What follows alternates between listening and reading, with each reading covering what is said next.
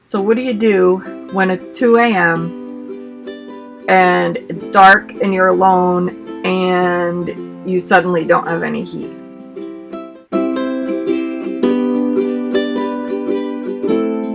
So what do you do when it's 2 a.m. and it's dark and you're alone and you suddenly don't have any heat? What I did was I thought maybe the propane was either empty or something happened with the furnace and it stopped working, even though I had propane, because I couldn't imagine why my propane ran out so quickly, because it had just been 4 days. So the first thing I did was try to light the stove, because that would tell me if it was a problem with the furnace or if I was running out of propane. So the stove barely lit, like it might have just been running on the propane gas that was in the pipes. So I decided, it's 2 a.m. I'll put on my coat. I'll put on extra sweatpants. And I was just way too cold. And one of the rules I have is when I'm in for the night and I put my deadbolt on, I call my mom and say I'm in for the night and I have my deadbolt on. Just so she knows I'm safe. Because if something happens and I don't call her, she'll know something's up. And I'm not scared something's going to happen. My mom is just, she needs me to be extra safe. So, I broke my rule and decided to go outside and switch over the propane tanks. So I switched it over, no problem, the heat starts right up. And then I was thinking about, okay, what can I do? How can I solve this problem in case that happens again? So when I was laying in bed awake, because now I can't fall back asleep, I was thinking, well, I'm using more propane than I need to heat the camper. So I made curtains to split the camper in half. I have two, and I'll post pictures, I have 2 tension rods. On the tension rod, I have white fleece. There's probably 3 yards of white fleece that I hang down like a curtain, and instead of sewing it, I just got binder clips and folded it over the tension rod and clipped it. Now there's a few reasons I did that. One, I chose fleece because it's very, very lightweight. When you're holding felt. Felt is very lightweight, and when you are holding felt, it feels like air. But felt is thick and is a great insulator. The other reason I chose felt is because I can stick the hook Velcro tape to the wall and I don't have to stick extra Velcro onto some kind of fabric, because the felt sticks to the hook Velcro. So I have the curtain of felt. I chose white because, again, I know I've said this before, I'm claustrophobic and it just makes it feel more spacious to me. So I put felt down the camper door and felt on this tension rod curtain, and that divides my camper in half. I have a tension rod on this side of the air conditioner and heater vent, and another one on this side of the air conditioner and the heater vent. So I have 2 of them. So depending on what side of the camper I want to block the heat, I just switch the felt over. Where if I sewed the felt and made a curtain out of it, I couldn't switch it quick. And I have health issues. So pushing in and moving the tension rod every time I wanted to do this wasn't feasible for me. So I have 2 tension rods up, and I could easily swap the felt to either side. Another thing I thought of was, if I had an electric heater with electric hookup, like I have today, I could have just plugged in the electric heater. So then I got thinking, okay, what if I don't have electric? And what if I don't have propane? Or I don't want to go outside to switch over the tanks? And I thought of those emergency Mylar sleeping bags. You can usually find them at a Walmart in the camping aisle.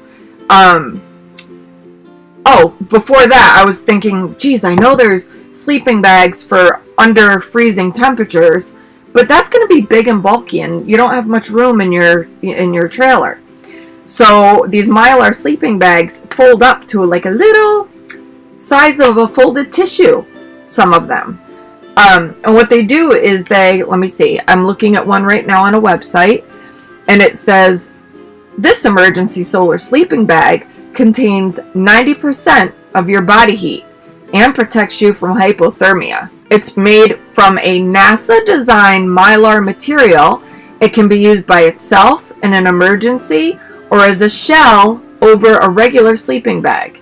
This lightweight and compact thermal sleeping bag is perfect for backpacking, hunting, camping, or any other wilderness adventure.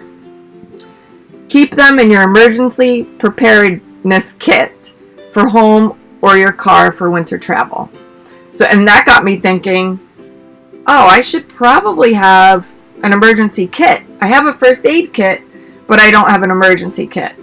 So there are, and with the Mylar sleeping bags, I would buy 4 in case I have people traveling with me. It looks like they're reusable. I don't see why they wouldn't be. They are lightweight, compact, and windproof and waterproof. They will not crack, mildew, or shrink. So, and it says reusable. You can also cut it apart to make 2 emergency blankets. So it's a great product. On the site I'm looking at, and I don't know if I could say that on a YouTube video, but if you want to leave me a comment and I can message it to you, because I don't know if I'm allowed to put things on YouTube videos for other links that aren't YouTube related. But this one only costs $4.95, and if you buy them in bulk, like say you need 25 of them for some reason, I don't know why you would, I guess if you're group doing something, if you buy 25 to 49 of them, the price drops from $4.95 to $4.35. And so it gives you a saving of 12%-ish. I feel like I solved the problem. I put up the I put up the felt curtains, so my furnace is only working half as much because I'm only heating the side of the camper that I'm currently using. So during the daytime, I use the dining area and the kitchen, and in the nighttime, I use the bunks. So it's perfect, and now my furnace is only working twice as hard.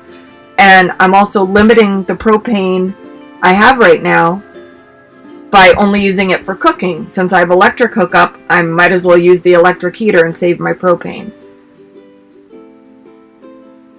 So I also bought extra blankets, and when I'm not using them, I'm rolling them up and putting them at the foot of my bed, because the curve of the back of the camper is at the foot of the bunks, and the extra blankets that I don't need, I can roll up and push into that spot, and that made a huge difference on keeping my feet warm, because I don't like to sleep with socks on.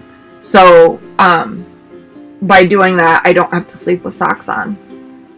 And eventually, maybe I'll put some corrugated cardboard as walls in the bunk area, because I remember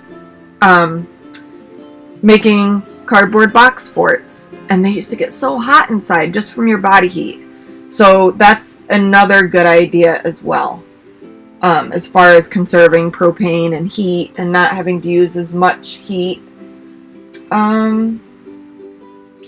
Oh, also in conserving my propane, another thing I did today when I made breakfast for myself and my daughter, she wanted soup and grilled cheese. So a couple things I did were, I didn't turn the stove on until I had everything ready. I poured the can of soup in the pan, and instead of using a smaller frying pan and flipping the sandwich, what I did was I used a larger frying pan, put both sides of the bread buttered side down, like the Better Butter Battle book. I put the buttered side down, put a piece of cheese on each top, so it cooked twice as fast. It got brown twice as fast. So once I had the bread and the cheese and the butter and the soup in the pan, I also covered the pan of soup. Now, if I was in the house, or a house, cooking soup, normally I wouldn't put a lid on it. But by putting the lid on it, I think it cooked faster. So that's it. Oh, and the refrigerator, I mentioned this before, it can run on propane or electric, and I have that switched to electric right now. So that's it. I got the electric heater. I'm going to fill my empty propane tank today, and I am ordering the Mylar sleeping bags. And I also found, when I searched for Mylar sleeping bags, I did a Google search. In the search, there was a title, Top 20 Mylar Sleeping Bags. So I might click on that and read about the different sleeping bags and their benefits before I go ahead and order one. So that's it. Thank you for joining me today in my Camper Coffee Talk. And if you have any ideas to conserve your propane, leave them in the comments so we can all learn from you. And I hope this helped somebody. Thanks.